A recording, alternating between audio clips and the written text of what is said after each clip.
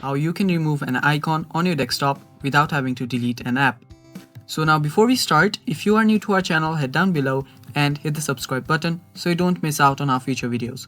Also press the bell icon so you get notified every time we release a new video. Now let's begin. So let us try to remove this CapCut icon and we'll not delete the entire application. So what you'll have to do is just right click on this, and after you right click on this, all you need to do is just delete it. Now deleting it will simply just delete its shortcut key that is on here. Now if you look at the search bar and search for CapCut, you can see that the app is still there. So all you'll delete is just the shortcut key and not the app itself. So that is how you do it, guys. That is how you delete an icon without having to delete an app. So that is all for the video. I hope you guys found this video helpful, and if you did, leave a like down below and stay tuned for more upcoming tutorial videos. Bye bye, take care.